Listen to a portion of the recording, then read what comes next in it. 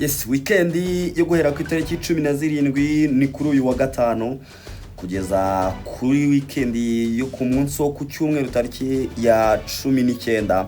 Buri munyarwanda buri mukunzi w'umupira w'amaguru wese mu Rwanda, waba umukunzi w'ikipe ya Rayon Sport, umukunzi w'ikipe ya Peri, umukunzi w'ikipe ya AS Kigali, wese amaso ye ayahanze mu karere ka Rubavu. Mu karere ka Rubavu azabera imikino igera kuri 3 ikomeye muri Rwanda Premier League. Ni umukino wa mbere uzahuza ikipe ya Marine ndetse n'ikipe ya AS Kigali. Ni umukino ubuze kuba kuri uyu wa gatano mu kanya ku isaha 9. Ni umukino ubuze gukurikira hano kuri The Quick Times News ku munsi w'ejo ku wa gatandatu kuri stade y'akarere ka Rubavu, kuri stade Umuganda. Hakaba hazabera umukino n'ubundi uzahuza ikipe ya Etenseri izakiramo ikipe ya Peri. Mu mukino nawe muzakurikira hano ari nawo nje kugira ngo tuganireho. Gusa ku munsi wo ku cyumweru ibirori n'ubundi ntizaba byahagaze. Hazabera umukino uzahuza ikipe ya Rutsiro ndetse n'ikipe ya Rayon Sport. Iyo mikino yose apari yuko muzayikurikira hano kuri The Quick Times News, amakuru ayerekeye nta handi ni hano wayakurikira honyine, nahangaha honyine. Iyo mpamvu nkubwira ngo kanda subscribe, ukande like, ukande share ndetse na comment uyitere kuri iki kiganiro. Daje ngo tuganire rero ku biri kuvugwa ku mukino w'ikipe ya Etenseri ndetse n'ikipe ya Peri. Ni umukino hamaze gusohoka ibiciro nkuko muri kubibona. Kwinjira kuri iyi stade ni 3,000, 5,000, 10,000 muri VIP ndetse ni 20,000. Ariko icyo ngicyo si cyo kinzanye ahangaha. Nje kubabwira amakuru y'abakinnyi 11 bagomba kubanza mu kibuga ku ruhande rw'ikipe ya Peri. Ariko ngufitiye n'akantu gakomeye ikipe ya Peri igomba kwitondera, ndetse n'umukunzi w'umupira w'amaguru ariko by'umwihariko ufana ikipe ya Peri akwiye kuzirikana cyane kugira ngo ako kana ze kugatekerezaho utaza kwishima hakiri kare. Ako kantu uba takitondeye weekend ishobora kubabihira nanone. Nitwa Pasigovinda, ndaje ngo tuganire rwose. Kanda kuri subscribe. Reka mbere ku bakinnyi 11 bagomba kubanzamo ku ruhande rw'ikipe ya Peri ku mukino bagomba gukina n'ikipe ya Etenseri ku munsi w'ejo wo ku wa gatandatu. Nyuma y'imyitozo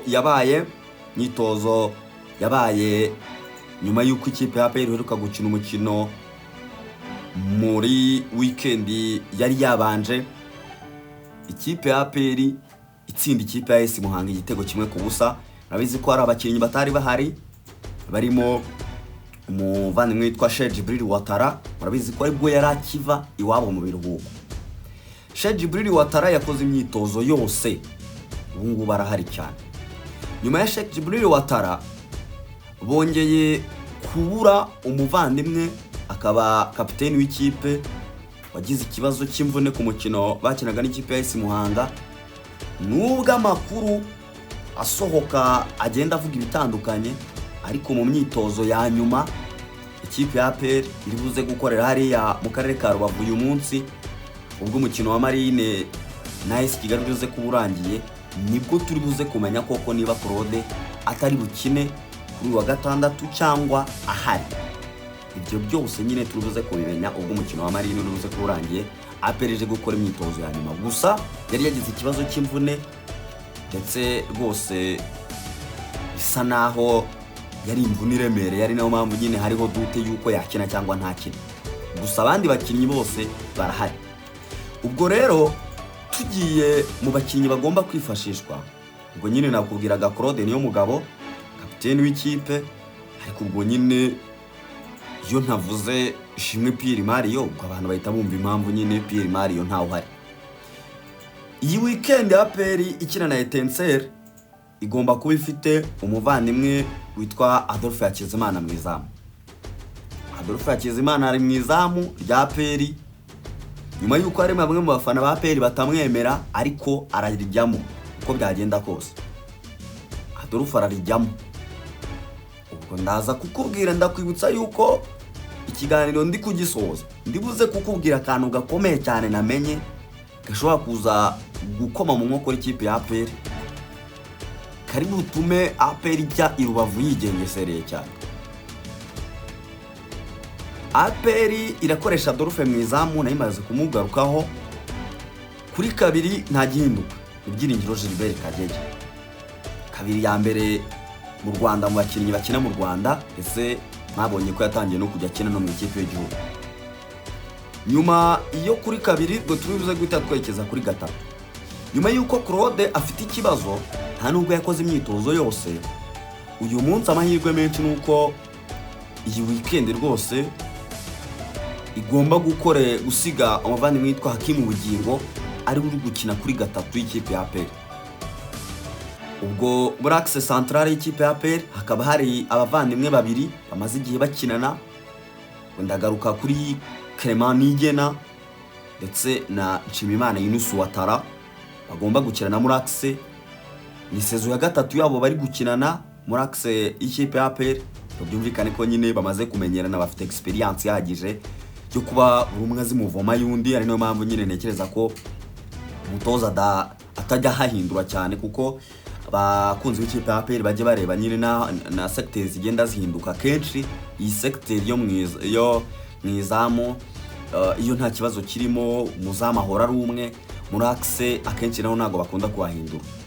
Ubwo Nshimimana Yunus Watara ndetse n'umuvandimwe witwa Clement Nigena, defenseur umwe mu beza bahari muri Rwanda Premier League, nawe agomba kuba hari. Ukagera mu kibuga hagati, ahangaha rero hari ibibazo bikomeye. Intambara n'ubundi yongeye kuvuka ku mutoza yo kumenya uwo ari bukoreshe hagati ya Ronald Sekiganda, Laufu Memere Dao ndetse n'umuvandimwe witwa Seydou Daouda Yusufu. Iyo ni mediane imwe. Hakaza na mediane irimo Sekiganda, ikabamo Ruboneka, ikanabamo umuvandimwe witwa Dauda, ubwo Memere Dao atarimo. Hakaza na mediane yo kuvuga ngo Dauda yanakina gatandatu cyane ko tutagiye gukina n'ikipe iri mu myanya myiza cyane bikabije ku buryo adutera ubwoba. Yo kuvuga ngo Dauda yakina gatandatu, Ruboneka umunani, Memere Dao agakina 10 kugira ngo dukereye chance nyinshi. Ariko ibyo ngibyo byose nyine biterwa n'imipango y'umutoza, kuko mutoza ni umenya ngo approach mfite uyu munsi ni iyi ngiyi, ubwo ubundi buze gukinira n'uyu nguyu. Gusa bijyanirana n'imyitozo yakozwe ndetse n'abakinnyi uburyo bashyirwaga mu kibuga, bavuga ngo bati kana karakina mu ikipe ya mbere ndetse uyu nguyu arakina mu ikipe ya kabiri, nuko umuvandimwe witwa Dauda agomba gukina nomero 8, Sekiganda agakina gatandatu, Memere Dao agakina 10, Ruboneka akajya hanze. Ayo niyo makuru ya nyuma hari aheruka. Ubwo uruhande rumwe ruranyuraho umuvandimwe witwa Mugisha Gilbert Barafinda, urundi rukanyiraho Sheikh Jibril Watara, bakatakisha William Melto.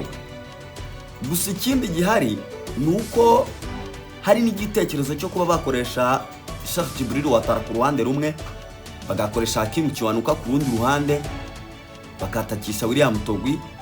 Ubwo nukuvuga ngo Mugisha Gilbert Barafinda agomba kujya ku ruhande.